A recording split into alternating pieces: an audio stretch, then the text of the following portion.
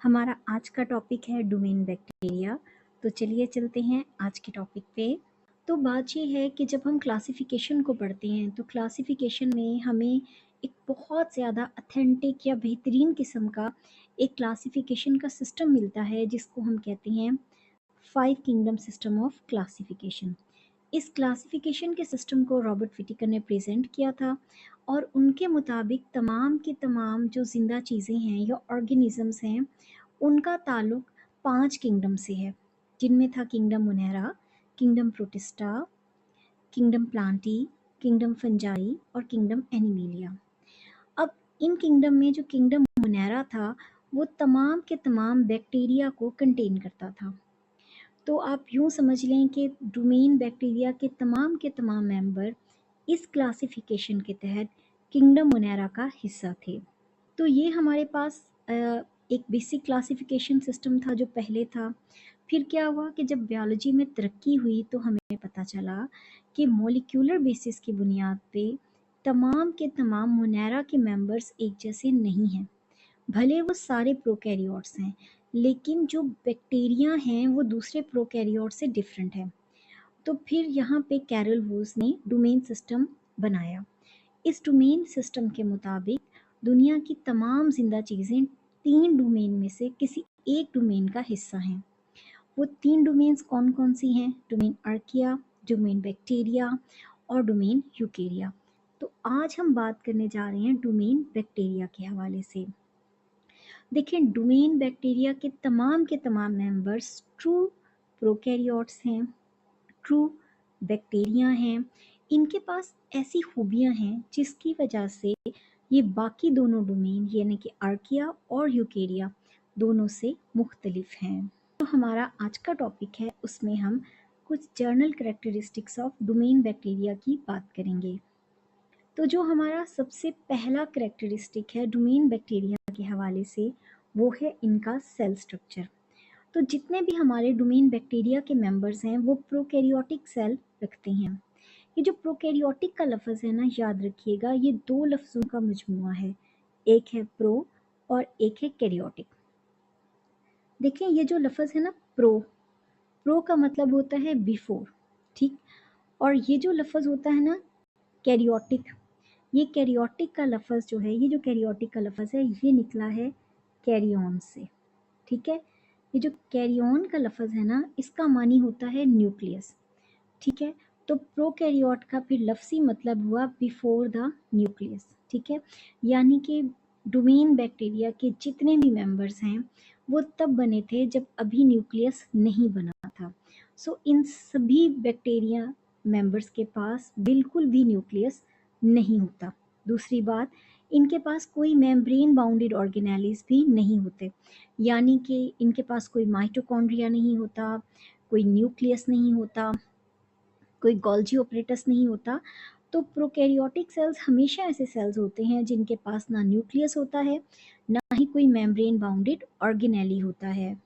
Domain bacteria के members में आम तौर पर उनके पास एक सेल वॉल होती है और बैक्टीरियन सेल्स के पास आम तौर पर जो सेल वॉल होती है वो बाकी तमाम जानदारों की सेल वॉल से डिफरेंट होती है, क्योंकि वो बनी हुई होती है पेप्टाइडोग्लाइकेन की। अच्छा, यहाँ पे अगर आप देखें ना तो यहाँ पे ये 2 लफ्ज़ हैं, पेप्टाइडो और ग्लाइकेन। सबसे पहले बात करेंगे ग्लाइकेन की। ग्लाइकेन क्या है? देखिए, ये जो ग्लाइकेन है ना, ग्लाइकेन से मुराद जो है ये एक कार्बोहाइड्रेट है। असल में ये एक पॉलीसेक्राइड है, ठीक है। इसी तरह और यहाँ पे जो पेप्टाइडो से मुराद है इसका मतलब है अमाइनो एसिड की चेन्स, क्योंकि अमाइनो एसिड्स जब आपस में जुड़ते हैं तो उनके बीच में जो बॉन्ड बनता है वो पेप्टाइडो बॉन्ड बनता है। ये एक बड़ा मॉलिक्यूल, एक पॉलीमर होता है, ठीक है। और ये जो पेप्टाइडोग्लाइकेन से बनी हुई सेल वॉल होती है ये डेफिनेटली बैक्टीरिया के सेल को मजबूती देती है, उसके सेल को शेप देती है, उसको ऑस्मोटिक लाइसिस से बचाती है। लगभग ये सारे वही काम करती है जो आम सेल वॉल जो है वो किसी भी सेल के लिए कर रही होती है। अगर हम बात करें बैक्टीरियाज की तो बैक्टीरिया का जो जेनेटिक मटेरियल है वो बेसिकली एक बड़ा सा सर्कुलर क्रोमोसोम होता है। यहाँ पे ये याद रखिएगा कि आर्किया वाले भी प्रोकैरियोट ही हैं, ठीक है। लेकिन वो डेफ़िनेटली बैक्टीरिया से मुख्तलिफ हैं। तो जिस तरह से आर्किया के पास एक क्रोमोसोम होता है, इनके पास भी एक सिंगल सर्कुलर क्रोमोसोम होता है। अच्छा, हम उसको क्रोमोसोम कह देते हैं, बैक्टीरिया के जेनेटिक मटीरियल को हम क्रोमोसोम कह देते हैं कि जी उनके पास एक क्रोमोसोम है, लेकिन असल में वो एक डीएनए होता है, ठीक है? तो बैक्टीरिया का जेनेटिक मटीरियल असल में डीएनए पर मुश्तमिल है। उसके पास कोई हिस्टोन प्रोटीन नहीं है, इसीलिए वो एक्चुअल सेंस में क्रोमोसोम कहलाने का हकदार नहीं है।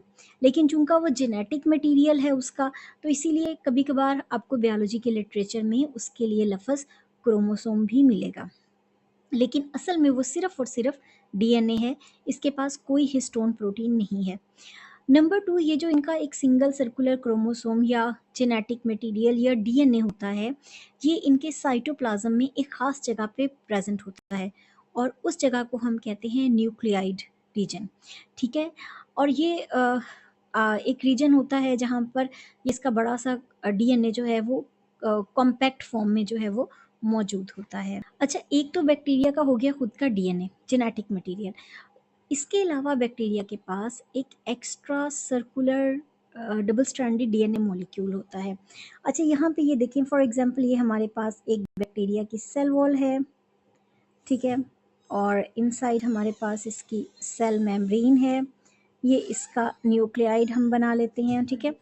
तो बैक्टीरिया के पास जो extra circular double stranded DNA molecule है, this is called it's plasmid.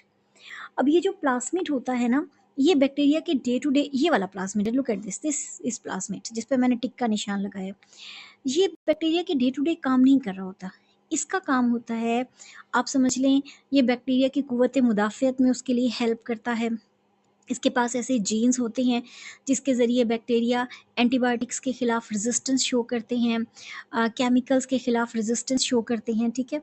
अच्छा, और ये जो होता है, ये बैक्टीरिया में एक ख़ास किस्म की सेक्सुअल रिप्रोडक्शन में भी इन्वॉल्व होता है जिसको हम कहते हैं कॉन्जुगेशन।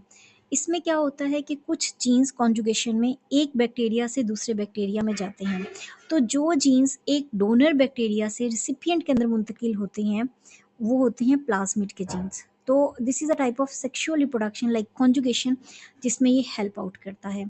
इसके जो जीन्स होते हैं उसकी वजह से बैक्टीरिया के अंदर जेनेटिक डाइवर्सिटी बढ़ती है, ये मुश्किल हालात में ज़िंदा रहने की सलाहियत पैदा कर लेता है, टॉक्सिन्स या केमिकल के ख़िलाफ़ ये रेजिस्टेंस भी डेवलप करता है।